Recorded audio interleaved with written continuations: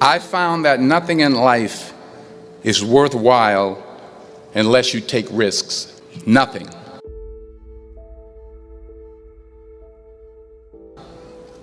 Nelson Mandela said, "There is no passion to be found playing small and settling for a life that's less than the one you're capable of living." Now, I'm sure in your experiences in school and applying to college and picking your major and deciding what you want to do with life, I'm sure people have told you to make sure you have something to fall back on. Make sure you got something to fall back on, honey. But I never understood that concept, having something to fall back on. If I'm going to fall, I don't want to fall back on anything except my faith. I want to fall forward. I figure at least this way I'll see what I'm going to hit. Fall forward. This is what I mean. Reggie Jackson struck out 2,600 times in his career, the most in the history of baseball. But you don't hear about the strikeouts. People remember the home runs. Fall forward. Thomas Edison conducted 1,000 failed experiments. Did you know that? I didn't know that. Because the 1,001st was the light bulb. Fall forward.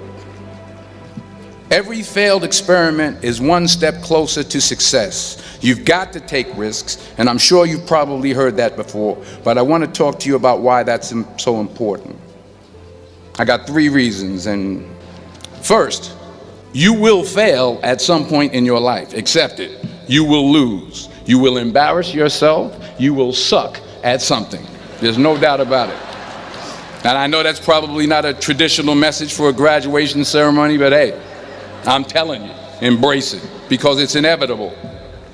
And I should know. In the acting business, you fail all the time. Early on in my career, I auditioned for a part in a Broadway musical. Perfect role for me, I thought, except for the fact that I can't sing. So I'm in the wings, I'm about to go on stage, but the guy in front of me, he's singing like Pavarotti, and I'm just shrinking, I'm getting smaller and smaller.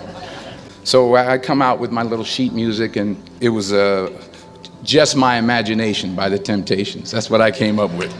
So I hand it to the accompanist, and she looks at it and looks at me and looks out at the director and was like, all right. So I start, you know, I'm going to sing. I'm like, and I'm not saying anything, so I'm thinking I'm getting better. So I start getting into it, running. And they say, oh, yeah, thank you. Thank you very much, Mr. Washington, thank you. So I assumed I didn't get the job. But the next part of the audition, he called me back. The next part of the audition is the acting part of the audition. Now I'm like, hey, okay, maybe I can't sing, but I know I can act. So they pair me with this guy, and again, I didn't know about musical theater. And musical theater is big, so they can reach everyone all the way in the back. And I'm more from a realistic, naturalistic kind of acting where you actually talk to the person next to you. So I don't know what my line was. My line was, well, hand me the cup.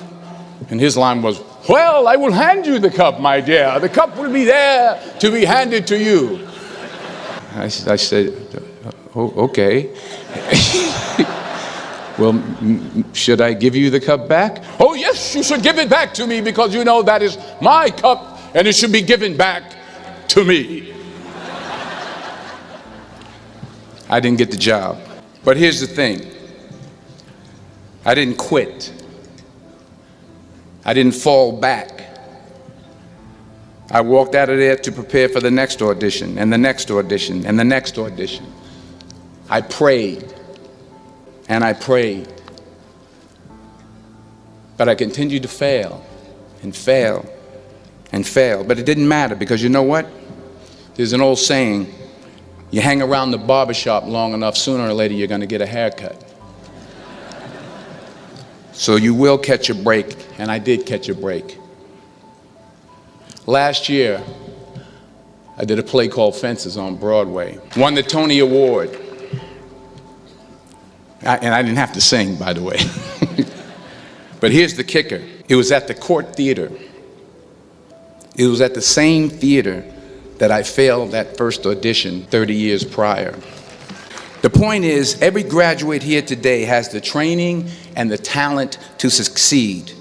But do you have the guts to fail? Here's my second point about failure. If you don't fail, you're not even trying. My wife told me this great expression: to get something you never had, you have to do something you never did.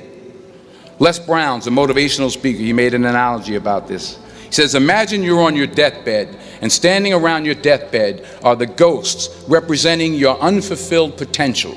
The ghost of the ideas you never acted on, the ghost of the talents you didn't use. And they're standing around your bed, angry, disappointed, and upset. They say, we came to you because you could have brought us to life, they say. And now we have to go to the grave together. So I ask you today, how many ghosts are going to be around your bed when your time comes?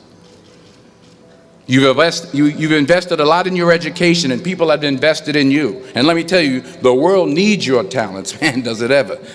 I just got back from South Africa. It's a beautiful country, but there are places there with terrible poverty that need help. And Africa is just the tip of the iceberg. The Middle East needs your help. Japan needs your help. Alabama needs your help. Tennessee needs your help. Louisiana needs your help. Philadelphia needs your help. The world needs a lot. We need it from you, the young people. So you got to get out there.